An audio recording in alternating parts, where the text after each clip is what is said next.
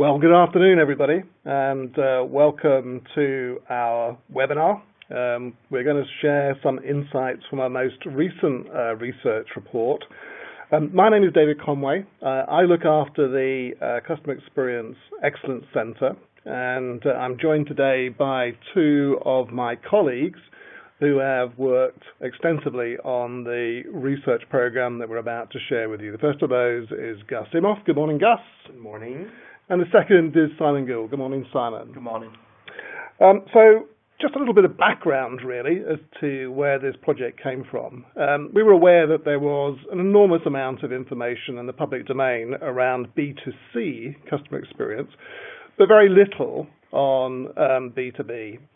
And so we thought it was about time that the Excellence Centre looked at in more detail the world of customer experience within B2B. And we had probably a couple of objectives, really. The first was to understand the state of customer experience within the B2B world. Secondly, to identify the exemplars. So who are those organizations that were doing particularly well that others could learn from? And then thirdly, what were the types of techniques or tools that these organizations were using or doing that we might be able to share with others? Now, for those of you who don't know Nunwood, just a quick overview.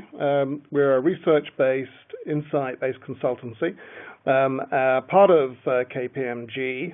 We help organizations develop their customer experience strategy, design world-class experiences, provide insight, measurement, voice of the customer type programs, and then finally quantify that in terms of the commercial outcomes. So what are the benefits of being involved within customer experience? So let me just share with you the agenda that we're going to follow today. And on the agenda, I'm going to talk a little bit about the Customer Experience Excellence Centre, just provide some background for those of you that don't know too much about it. We're going to address one of the interesting areas of B2B. So a lot of talk, a lot of conjecture around the fact that actually is there a delineation between B2B and B2C? And actually, is it all about just business to human? We're all consumers, aren't we? So on that basis, why would we react differently in a B2B environment? We're going to examine that. We're going to identify some exemplars, so 3 companies that we feel from our research are particularly astute in the way that they deliver customer experience. We're also going to look at what we call the moments that matter, so those parts of a relationship, those events during the life cycle that actually will make a difference for those organizations that focus on them. They're going to move on and talk a little bit about the 6 pillars. So for those of you who may not have listened to one of these webinars before, the 6 pillars are the lens through which we view the customer experience, and we'll share a little bit more about those in a moment or two, but we want to understand how those play out across the decision-making unit. The research also showed that probably the most pivotal part of any business-to-business relationship lies in the role of the relationship manager, and we're going to examine that role in some detail and some variants on that role. We're then going to move on and talk about the learning from the great organizations. So what is it that they have done? What sequence of events have they enacted to transform their customer experience that we might all learn from? And then finally, we're going to take some questions. So during the course of the webinar, at any time, there's a question button on the screen. Please feel free to voice your questions, and we'll allocate some time at the end so that our experts, Gus and Simon, can address those questions for you. So let me move on and talk a little bit about the Customer Experience Excellence Centre and what it does. It's been going for some 7 years now, and we started off with 4 objectives, really. So the first was to understand what a great customer experience looks like, and a lot of conjecture at the time, but nobody really understood from a customer's perspective what that experience needed to be. Second, we wanted to understand the great organizations, so who delivered a great experience. Thirdly, we were really interested in how they did it. So, consistently delivering a customer experience of world-class quality is not easy. And then thirdly, we wanted to look at fourthly, look at codifying that into the 6 pillars that we've talked about. So in terms of the centre itself? Well, 7 years of ongoing research across 3 continents and over 1.4 million consumer evaluations, and about probably 1,000 brands that we've looked at over that period. Now, I've talked earlier about the 6 pillars of customer experience, and we'll go through those in a little bit more detail in a moment or two. But the 6 pillars, the Customer Experience Excellence Centre, we're proud to say was awarded the winner of the Best Use of Thought Leadership at the MCA Awards almost a year ago now. So let me just move on to the 6 pillars and go through those in a little bit more detail.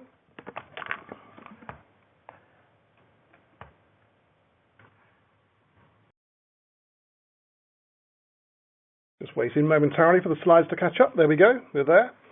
So 6 pillars. First of those is personalisation. So in the business to consumer world, this is all about how you leave the customer feeling after you've had an interaction with them. Do they feel important? Do they feel the experience is addressing their particular circumstances? What we also wanted to understand here in the B2B world was, well, how does that play out across multiple members of a decision-making unit? The second is integrity. So we know that trust is the basis of all relationships, and it stands, or what drives trust is 3 things. So the first is, what does the organisation stand for? Secondly, the sort of competency of the organisation. Does it do what it says it's going to do? And then thirdly, it's around keeping the promises. Does it actually deliver when it says that it promises to do something? Expectations. So we know that our research shows that business to business is particularly exposed to over-promising and under-delivering. So how do we go about setting and then delivering on those expectations? Resolution, one of the key moments that matter is when things go wrong. How do we put that right? And then time and effort. So in all walks of life, we want to make things easy, but we do know that in the consumer world, that the easier you make things, the more loyal customers tend to be. So does that play out in the same way in the business-to-business world? And then finally, empathy, which is about putting yourself in the customer's shoes and showing that you care about the customer. And again, we were interested to see how that played out in the business-to-business world.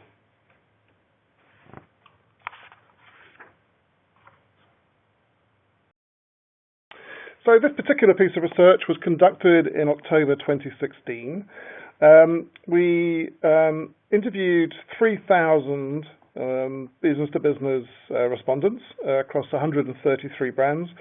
We looked in the UK and the US. We had 63 in the UK and 70 in the US. And it's a slightly different report to the ones that we normally produce. In the business-to-consumer world, it's slightly easier to identify respondents and classify them, not so easy in the business-to-business world. And therefore, whilst we've identified best practice, we haven't really been able to kind of list or rank the companies that we looked at. And we also ensured that we had a good representation from users, influencers, and decision makers. We wanted to make sure that we'd really understood the DMU.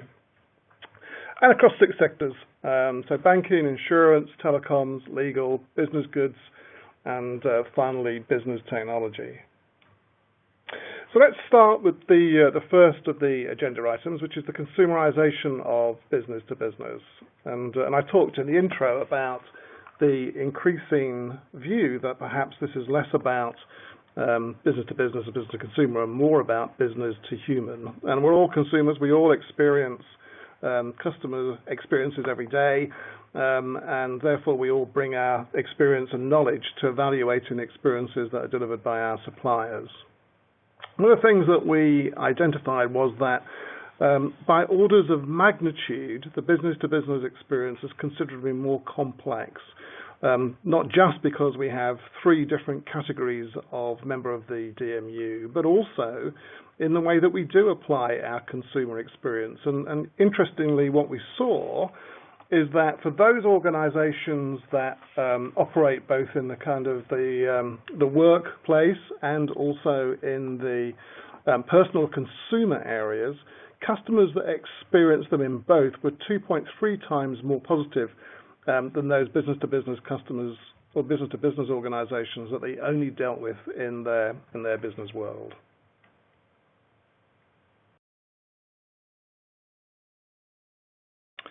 So in terms of comparing the UK and the US, then there's some sort of interesting findings, really. The first is that in the UK, business-to-business lags behind the business-to-consumer scores. So we can see across the 6 pillars there that on each of the 6 pillars, the consumer scores are, in many cases, considerably higher than the business-to-business scores, which suggests that business-to-business has some mileage really to catch up. And we do know that business-to-business is perhaps slightly later to the party than its consumer counterparts.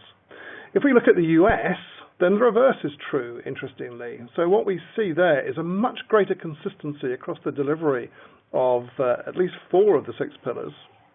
And we also see that the business-to-business experience exceeds or is perceived to be better than the business-to-consumer experience. Now, what's interesting is that in both the UK and the US, we can see that personalization and time and effort, the consumer experience outweighs the business experience. So possibly an example of where this consumerization is taking place. We tend to find things easy. We tend to, feel more personalized experiences in the consumer world increasingly, and business to business has yet to catch up on that.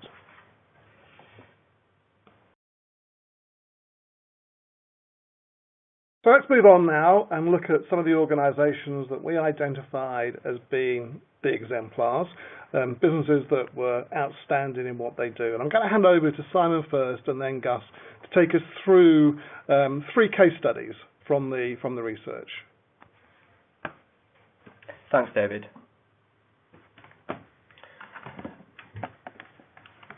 So first of all, we're going to look at the overall B2B scores for the UK and US markets. And the UK achieves a B2B CEE metric score of 6.89, with the US achieving a rating of 7.44. So as we can see, the US outperforms the UK for its B2B customer experience, and that's just as we've seen for B2C in the latest UK consumer CEE analysis that KPMG conducted.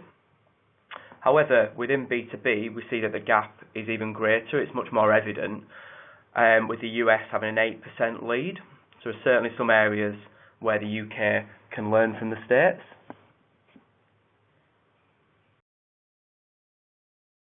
Now the next slide looks at a comparison of the 6 pillars across both markets to see if there is a particular area or particular pillars where the US excels. And what we see is that no one pillar drives the US position. The US market outperforms the UK across all 6 pillars. Now it's our view that this is driven by a stronger service cultures and organisations in the US being acutely conscious of the potential consequences of not meeting contractual or service level agreements set with clients. So when comparing the pillars, it's expectations and time and effort that are the best performing pillars, and that's seen in both markets. And it's the resolution pillar where the greatest gap exists between the UK and US. So it's clear that the UK can learn a lot from the US around resolution. And what emerges from the study is it's particularly around taking ownership of problems and the timely resolution of issues. So the notable pillar is empathy.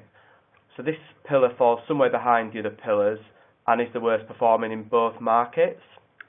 So it's clear both markets, but particularly the UK, have some work to do to really understand what this pillar means and how to deliver it as strongly as the other pillars.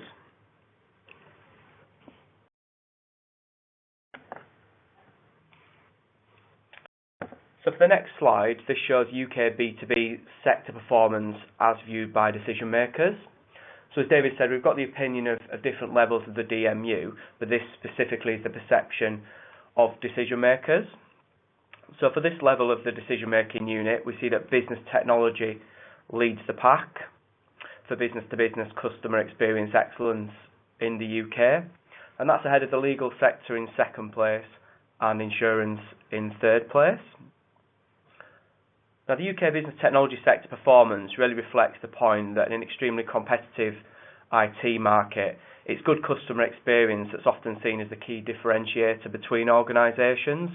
So it has particular emphasis and importance within this sector. And what we see when we get into analysing the brands is that all the UK business technology brands that we've looked at score very highly for the personalisation pillar, which really helps drive this sector performance. And this reflects the competitive need to respond to what often can be very detailed and specific requirements from clients. Now, at the other end of the spectrum, it's the telecom sector that lags behind. Now, this is the worst performing sector within B2B within both the UK and US. And this is actually consistent with what we see within the consumer space from other work that we've done. It's our view that what drives this is that telecom brands do not deliver on their brand promises, as well as other brands within other sectors. So in the B2B world, staying connected is particularly key for customers.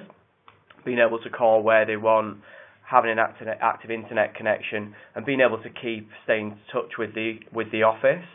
And it's when providers fail to meet this promise and they do not meet the expectations of customers, we see that impact on experience.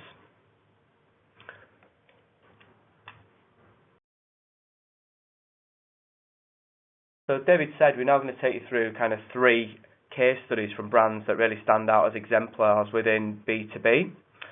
2 are from the US, from US-based insurance providers that I'll take you through, and the 3rd is from business technology that I'll pass on to Gus, who'll tell us what we can learn from them.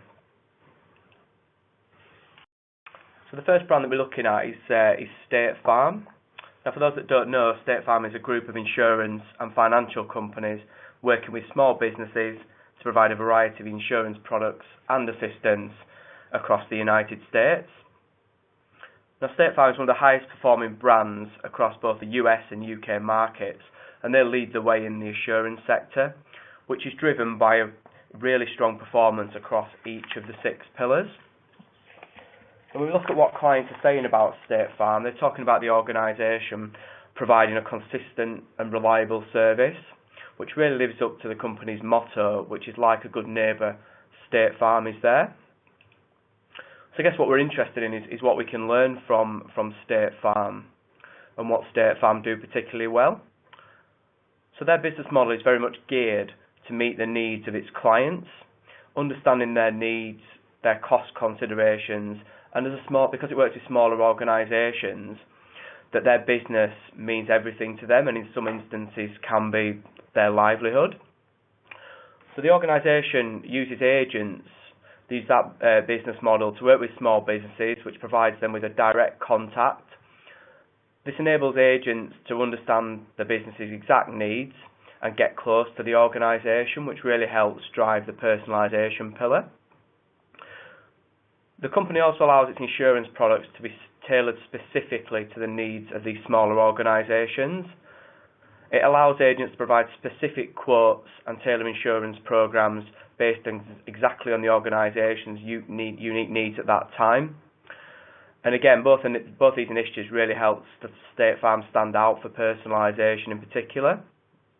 Now, State Farm also ensure that the claims process is easy for their clients and that claims are settled as quickly as possible. It understands how important claim payments is to small companies and that any delay in payment can have a profound impact on their clients. We also see that State Farm perform particularly strongly on the integrity pillar, which they drive through a no-pressure sales approach and a fair pricing model. And their clients talk about the company being quite transparent with pricing and in some instances even lowering premiums where companies not filed a complaint for a number of years. So that's State Farm. The other B2B exemplar that we've picked out to focus on is Geico. Now, Geico are the government employees insurance company, and they're in fact the 2nd largest auto insurer in the UK. They started out by just insuring government employees, but they have a strong consumer arm now. Now, Geico are one of the highest performing brands across both markets that we included in the study, and again perform strongly, and particularly strongly in the insurance sector. And they deliver that strong performance particularly across the resolution, personalisation, and integrity pillars. And when clients talk about Geico, they're talking about the organisation's strong delivery of customer service, its particular responsiveness to queries, and the ability to speak to representatives quickly and without having to deal with too many automated machine options. So what we can learn from Geico is that it uses technology very well to make client interactions simpler, which helps drive the strong scores it achieves, particularly in the resolution and personalisation pillars. Now, Geico is an interactive mobile application which ensures digital applications with its customers are much simpler and personal for customers. So this application actually allows mobile users to converse directly with Geico in real time from their smartphone or tablet. It also allows mobile users to start a digital conversation in one self-service channel and then pick up that same conversation in another channel without having to re-download the information to an agent or to the company. And what this enables is it enables customers to have control of their interaction so they can continue with their day-to-day activities instead of being held in waiting for information or held captive in one channel waiting for information. I'm now going to pass you on to my colleague Gus, who's going to tell us what we can learn about Dell. Thank you, Simon. Dell is really a true exemplar and help us understand why business technology is the UK's leading industry. And this is really about two pillars, personalization and resolution. Personalization, one might say, is in the DNA of Dell. They started and they became very famous thanks to their build-to-order model, where consumers could choose the exact spec of the device they wanted to purchase and have it made custom. While the voice of the customer confirmed that this is also what clients want in the B2B space, and they started having an offering that caters and understands the emerging profiles in the corporate Britain. So you can have some of your colleagues that spend all their time working on their desk, others that, on the contrary, work from home. You have those that jump from a meeting to another, and you even have those that are constantly on the go, like the sales and field teams. And they really understood that, and for each of those profiles, you have machines that are clearly adapted to their individual needs. And in that case, if we take the two-in-one hybrid models that are at the same time laptop but also tablets, we can see that they really fit the needs of the people that jump from a meeting to another or that are constantly on the road, and they really understand those needs. The other aspect that really defines Dell's experience in the UK is their excellence in solving issues. A lot of the respondents that we're talking to really told us that they are really impressed by the fact that resolutions are always swift and they always take ownership of the problems. And they always mention in less than 2 days. So problems are solved in the first 2 days after it's raised. And one of the examples that we had was that of a company that had 10 computers that were ordered, they were faulty.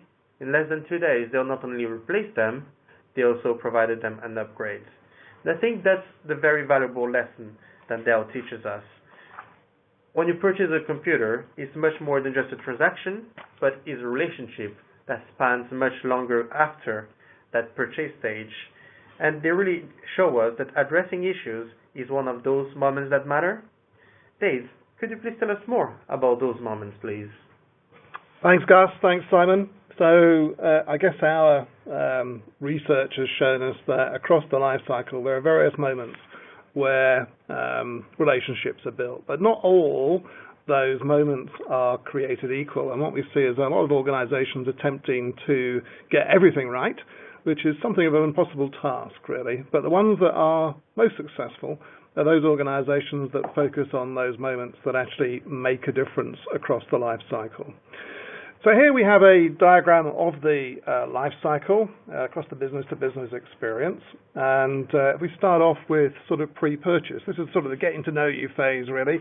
And one of the interesting facts that came up during our study was that something like 84% of all business-to-business projects are initiated through referral. 84% of sales initiated through referral. So your reputation and all that goes with that is very important. The second is purchase. So this is about knowing your customer and setting those expectations appropriately. We know that first impressions are really important, and those first impressions set the tone really for the rest of the relationship. So what happens immediately post-purchase has a disproportionate effect on the remainder of the relationship. The ongoing nature of the resulting or remaining parts of the life cycle are all about ensuring that you respond with urgency. When there are issues or problems, making sure that you anticipate when they can be anticipated and you fix them as rapidly as possible when they go wrong. Now, depending on how well you manage those first four phases determines as to whether the client renews with you or whether the client decides to dissolve the relationship. But how you renew and how you dissolve the relationship actually are quite important as well. So if we look at the sort of the underlying platform really of this whole world of business-to-business experience across the life cycle, then at the heart of it lies trust. And what's interesting about trust is it actually changes its form as the relationship progresses. So at the very outset, and I think this is probably true of any sort of human relationship, we tend to evaluate whether we can trust somebody or some organization, and we sort of assess the risk of what might go wrong if that trust is misplaced. So it's what's known by academics as calculus-based trust. And we know that if things go wrong in this very early phase, they tend to be sort of disproportionately, impactful and often quite destructive. But over time, when we win trust through making sure that we manage those kind of trust-building moments effectively, it moves on to what the academics call identification-based trust, which actually says that you've sort of got through the first initial tests, you can now be trusted. And in this phase, things that go wrong tend to be forgiven. So things that might have undermined the relationship at the very outset now are accepted because you've passed the trust hurdle.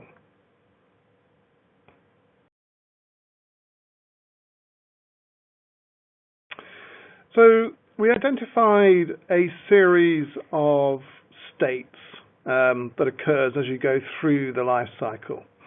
So the first of those is the kind of the wooing phase, the getting to know you and the looking at the organization in question, understanding what they can or can't do. Then we have the kind of the purchase phase where a judgment is made. The honeymoon phase is interesting because that's the point where both sides of the equation, both the client and the supplier, will be looking for reasons to justify the purchase decision. So what the psychologists call confirmation bias. And then we move on to teams coming together, working across both businesses. So it's the forming part of the relationship. And those of you that looks at teams within your organization will be aware of the kind of forming, storming, norming, performing series of things that occur with teams. And it's equally true between teams across businesses. So forming into storming. Now this is where the kind of the work psychologists tend to identify this as being the power struggle. It's where both sides have to deal with the issues that are bedded in reality, really, the things that got missed in the purchase phase, but now are the practicalities of making something happen. And then once you're through those, you're into the norming phase, which is beginning to work effectively together before you move on to performing effectively as teams. Now, within those states, we have what we call the moments that matter. These are the one-off events that actually make a difference to the relationship and are the ones that are pivotal in terms of driving renewal and continuation. So the first of those is managing your reputation because back to the point on referrals, that's really important. Knowing your customer. So demonstrating that not only do you know the customer, but you understand their challenges, the industry, the things that they need to think about. Onboarding is something that we see the great organizations doing exceptionally well. They make this easy, straightforward. They're very good at setting expectations. Either in the first sort of, account management meetings or, when it comes to rolling things out across users. And then finally, in this first phase, delivering on the initial promises no matter how small. So this is back to the trust point, which is those businesses that make sure that they do deliver on those promises find that the relationship moves more quickly into the identification-based trust that we talked about before. Once we move through that, we're into the storming phase. So this is the sort of the power struggle between the two organizations. And actually this is critical because the issues, the problems that arise here, if they are not dealt with, then they have the ability to undermine the relationship as things go forward. So surfacing problems early and fixing those is clearly the lesson to be learned here. Now, no organization operates in a vacuum. Organizations are constantly seeing new competitors, changes of personnel, new CEOs, etc. And so it's how the organization responds to strategic change and then how the supplier manages their client as they go through what can be quite turbulent internal situations. But part of that is about anticipating the issues that might arise, ensuring that you're well placed to fix those. It's about being strident and identifying opportunities that add value, either by reducing cost or time and effort, or support the achievement of greater revenues. And then finally, it's about how you build and enhance those personal one-to-one relationships. So in business, people by people, and it's important to make those relationships work successfully. So what we thought would be useful at this stage, those are the moments that matter that the research has identified. It'd be really interesting to get your views on what you consider to be the most important for your business. So on your screen, you'll get a set of options. If you can click on the option that you think is most important, then we'll come back to you at the end of the webinar and let you know which of these the audience feels is actually the most important.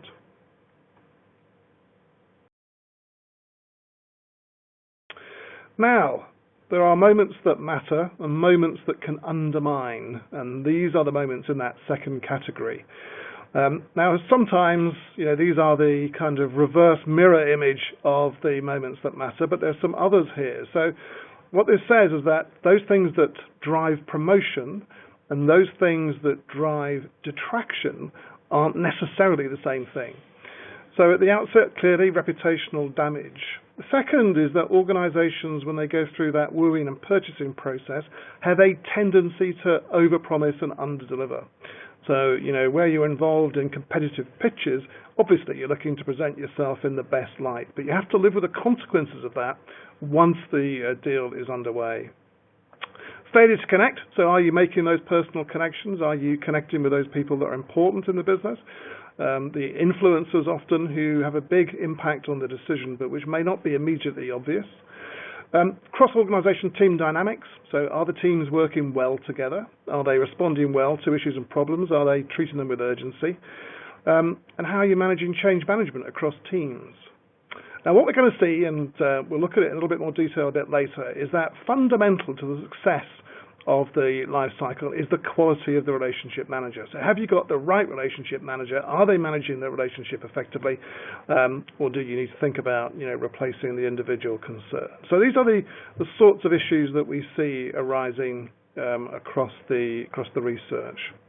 So what we're going to look at now are the 6 pillars and how they play out against the decision-making unit. I'm going to ask Gus to share some of the more detailed elements of the research with us. Please, Gus. Thank you, Dave. So as we mentioned before, we decided to break down the key members of the decision-making unit into 3 categories. We acknowledge that the fact that those 3 categories aren't completely separate and there are some overlap sometimes, but this is a neat way to look into it. So, as we said, relationships are much more complex than in the B2C space. In B2C, you have one-to-one exchanges that defines the sale. That one-to-one can be with a person, with a household. When we come into the B2B space, you have different people with different needs, and you need to cater to all of them to ensure not only the sale, but the renewal later on. So if we look into details, we have the decision maker, who's simply put the person that awards the project, that is the key in the tender process. You have the influencers, as we mentioned, that doesn't really have a formal authority, but they have a massive impact on the final choice. It's not always easy to identify them upfront, which creates a set of challenges. Then we have the users, that although they have limited influence on the choice of supplier, are the ones that will ultimately be experiencing the service or product the more vividly, and they will be the direct witness of what you're delivering on. And for each of them, a set of pillars comes into play. And really, when we look at what drives the key behavior for the clients, we see that there are differences that come into play across the different members of the units.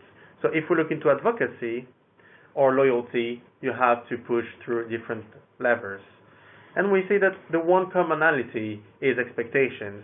Expectations is the one common thread for everyone, and that's the one that you really, really need to get right.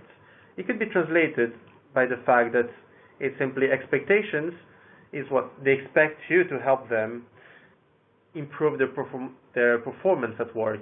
You need to be there to support them, become better, and prove your value. Simon, as you work closely with a number of B2B clients, could you give us an example of how a pillar differs between decision-making unit members, please? Yeah, no problem, Gus. So I think this study, and as you said, Gus, sort of my work with clients and our work with clients highlights that there are nuances within the 6 pillars at different levels of the decision-making unit. So at decision-maker C-suite level, it's about knowing the organisation, ensuring products and services directly meet that organisation's needs, understanding that business's challenges specific to them, helping them reduce costs, and really adding expertise and providing expertise to the organisation. So this level of the DMU are really concerned about the suppliers and partners adding value to the organisation. At the user and more operational levels, personalisation is really about knowing the day-to-day needs of the organisation, building up strong relationships with frequent contacts, being friendly, supportive, approachable, ensuring regular dialogue and communication, and ensuring direct access to the key people. I think what we see is where organisations understand the different dynamics of the pillars, that really helps drive organisational success and allows them to excel within B2B. Thank you, Simon. And as we said, personalization is key for advocacy. However, should you want to actually have your customer coming back for more and renew every single time, what becomes critical to get right is empathy, which has always been a challenge as we see in the B2B and B2C space. But if we look at how those pillars are delivered across the decision-making units in terms of the scores that are obtained, we can actually witness a very clear pattern. We see that decision makers are benefiting from the best experience. And there's a simple reason for that, because those experiences have been carefully crafted through business development and sales. This is an effort to deliver the best experience that has been going on for decades, because at the end of the day, those are the ones signing off the check. Then we have the influencers with a slightly lower score, but this is also due partly because they're really hard to actually identify who they are before you even start the relationship. So they are much harder to actually reach, get in touch with, and therefore the scores are slightly lower. And this can often be the source of one of the moments of failure that we mentioned before, that is the failure to connect, the failure to identify them. And then finally, we have the users, that traditionally business have been very reluctant to delight, and for two reasons. The first one is that the more services you provide, the more it erodes your profitability, and then you have that power struggle between giving a great service but still making as much as a profit as possible. And until recently, they haven't been seen as determinants to renewing the project and to keeping the relationship, But this is rapidly changing as it reports to the decision maker on the quality of the service. So they are the true judge of the service and will then report to the decision maker. As we can see, empathy is the lowest performing of all the pillars. And that is a critical problem because it is one of the keys to continuing a relationship. It is one of the key elements for renewals. And for that reason, lots of businesses will have empathy being at the root of customer churn. And what does empathy really mean in a B2B context? It's really that idea of understanding on a human level your counterparts from the client company, but also understanding their business, the strategic vision, where they're going, and how you can add the most value to them. And failure to do so will either push you through an unnecessary competitive tender when renewal comes, or might lose you the account altogether. But the real question is, how are those delivered on a practical and day-to-day perspective? And that's when we come into looking into the role of the relationship manager and the different models that are present in the industry. So when the project is awarded or the relationship started, the supplier provides one of 4 types of servicing or relationship models. We can have a sole relationship manager that will be the face of the company for the client and will champion the client inside his own company. We have 2 models based around an account team, one where the relationship manager is still the key person, and another one where it's really a team of subject matter experts that are here and hand to support the client whenever they need, so the client actually knows who to contact for very specific queries. And we have a fully automated operational solution where you have no human contact whatsoever. And our research tells us that actually those models are actually very consistently spread across the industries. We'll see that the models where you have an account team is the dominant approach, be it with the relationship manager as the lead or with the full team at the disposal. This is the main model that is found in the UK, exception made of legal, where we clearly see that having the sole relationship owner being one of the leading aspects of the relationship.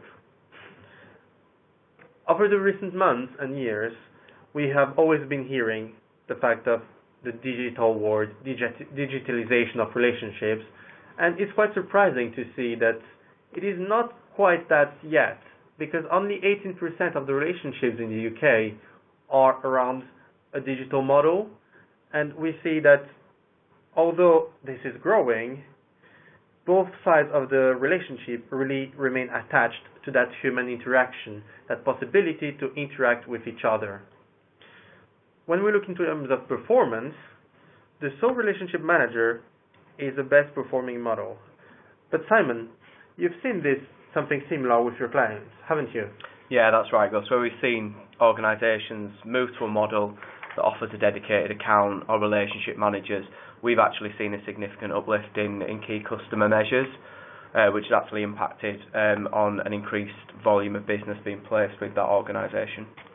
Okay, and this actually is something that our research has actually shown as well, is that the relationship manager, when correctly used and brought into play, has a critical impact on the relationship and on loyalty. So it's not only about satisfaction, it's about the wider experience and the role of the experience in the relationship. And that's what our next slide is really telling us about.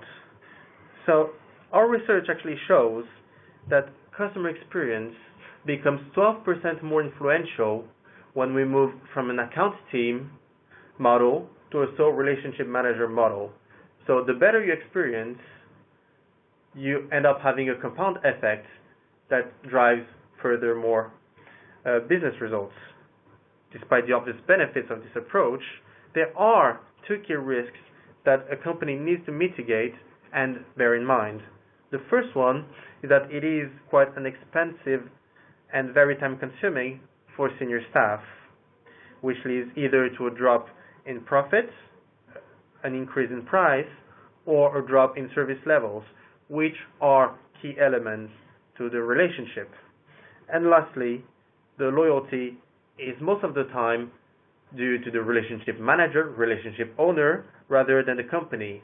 So should that key member of the team actually decide to change organizations, do the clients stay with the organization, or do they follow that relationship owner? And that's probably one of the key challenges that we see across a number of industries. But now that we shared the key to a successful B2B relationship across the pillars and the different models of people to interact, how can organizations take it from there and kind of kickstart their transformation? Thank you, Gus. So, said earlier that what we see is that B2B companies are a little late to the customer experience party, but that gives us the opportunity to kind of look at what is best practice and what are the sequence of things that we see organizations doing that move them forward substantially. And there's probably about 7 things that we see, 7 steps really, that seem to be important in making swift progress. So the first of those is to define the experiential life cycle. So we've shown you a generic life cycle. It depends on your business, your industry, and sector as to whether that life cycle is appropriate or not. But step 1 is very much about understanding that experiential life cycle, and then understanding within that what are the specific transition points. So how do people move through that life cycle, and within that, what are the moments that matter? What are the things that make that transition successful? Or are the moments of failure that potentially will undermine the relationship? Now, what we see with these exemplar organizations is that they tend to focus at each of the stages of the life cycle and define exactly the target experience that they're looking to deliver. So breaking it down into granular detail and then identifying what the experience needs to contain. Some organizations use the 6 pillars as a mechanism for determining what that strategy might be like. From there, it's about identifying within the life cycle what are the sub-journeys, what are the smaller experiences, critical experiences that need to be identified, mapped, and improved if the client relationship is going to be successful.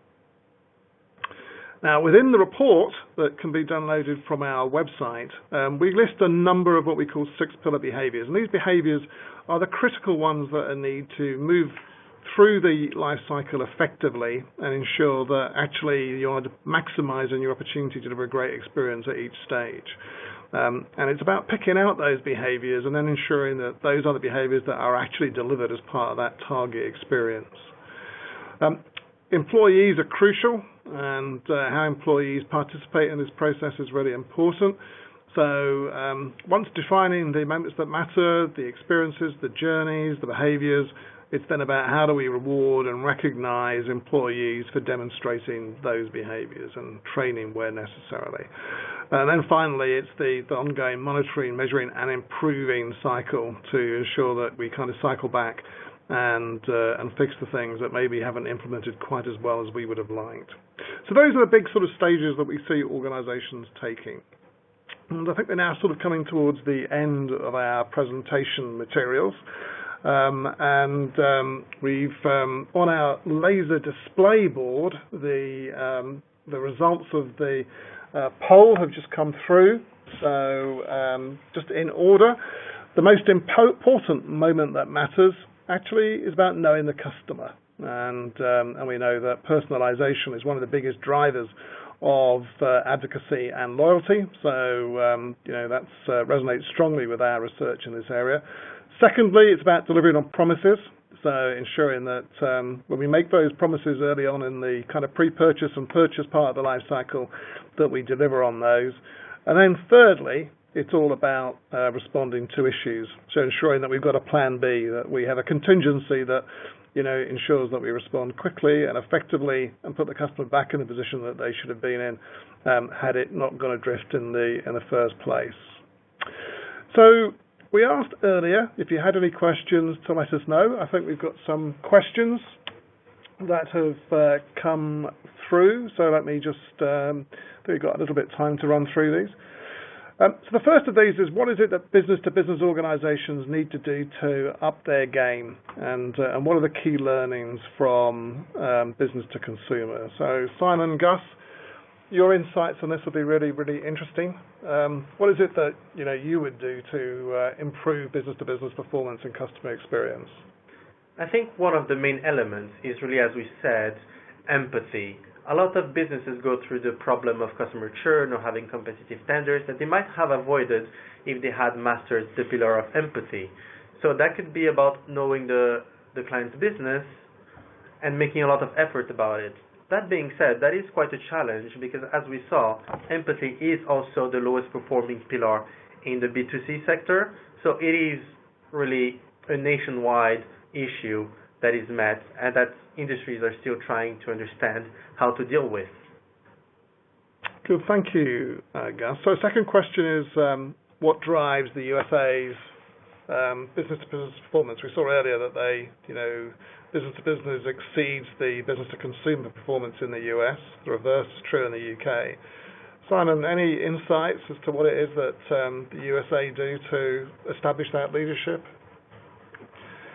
Or Gus? Well, I think that one of the things is that they really have that service culture that is really dominant there. So they always have that really friendly approach to everything, and also they are very conscious of contractual obligations in their country compared to the UK, where service level agreements are really followed as closely as possible. So those two elements help to understand how things are really playing out in the US. I guess also we saw a focus on, business processes, as business processes driving consistency of delivery, more successful execution perhaps in the way in which they make those things happen. So I think that is one of the reasons why the US exceeds the UK. So the next question is, do you have any insights on delivering great customer experience in the public sector?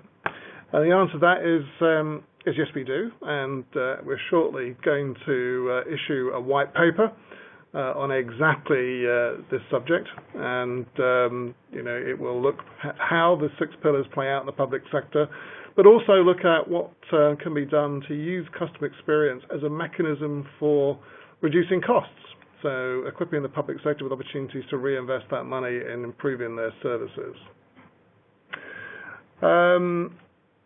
So let's just sort of cycle back. Well, I think the last question that we have time for is, will the deck be shared? So the answer is yes. So you'll receive a recording of the webinar via email within the next day or so. This will include a link to the full report. If you can't wait for that and want to go straight to the report, then it can be downloaded from our website. A couple of other things, notices really just to in final closing. So there are some publications also on our website that you might want to download, as well as the 6 pillars and B2B. There's the most recent UK and US analysis for the customer side of things. Customer experience best practice, so there's a range of white papers on the site. And finally, if you'd be interested in becoming a member of the Excellence Centre, so the opportunity to attend training courses and have updates without charge, then please register online and apply, and we'll get right back to you. So that's the end of our webinar for this morning. Thank you very much for listening to it. Big thank you to Gus and to Simon for their insights. And have a good rest of the day. Thank you.